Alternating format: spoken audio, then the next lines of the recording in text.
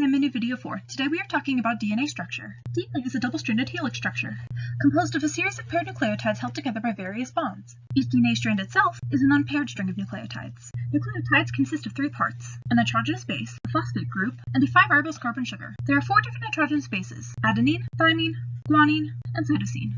Adenine and guanine are purines, which are 2-ring bases.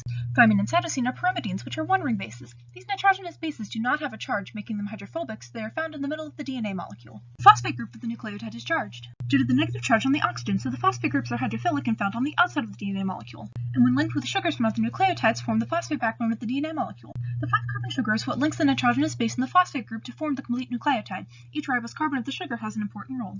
The 1' carbon is where the nitrogenous base attaches to the sugar. The 2' carbon is where a nucleotide is distinguished for RNA or DNA. In RNA, a hydroxide group is attached, while in DNA, only a hydrogen is attached. The 3' carbon is where the sugar forms a phosphodiester bond with a phosphate group from another nucleotide to build the phosphate backbone. The 5' carbon is where the phosphate for that nucleotide attaches. Let's see how nucleotides interact to build the DNA molecule. The nitrogenous bases bind together according to base pairing rules. Base pairing dictates that a purine must pair up with a pyrimidine so that each pair is 3 rings long, keeping the DNA a consistent width throughout its length. Therefore, adenine bonds with thymine via 2 hydrogen bonds, while guanine bonds with cytosine via 3 hydrogen bonds. These hydrogen bonds are relatively weak and are not the main force that holds DNA together. These bases are planar molecules that lay parallel to each other and perpendicular to the phosphate backbone. They therefore lay on top of each other in an arrangement called base stacking.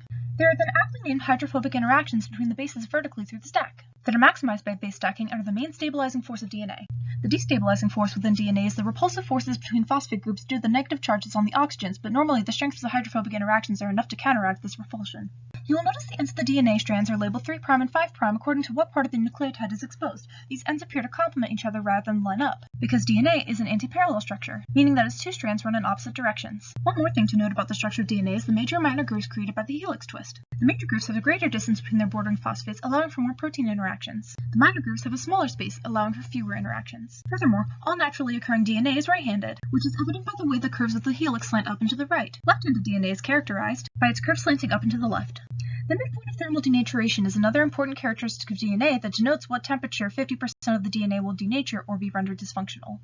As mentioned before, the negative charges in the phosphate group destabilize the DNA molecule via repulsive forces. If the molecule were to be placed in a high-concentration salt solution buffer like saline sodium citrate, the positive sodium ions would bond to the DNA molecule, partially neutralizing the negative charges on the phosphates. Eventually, in a high concentration of sodium, like the buffer, the neutralization of the charges will dominate over the repulsion forces stabilizing the DNA molecule, and shifting its thermal midpoint further up the temperature scale, meaning it can withstand a higher temperature before denaturing by 50%.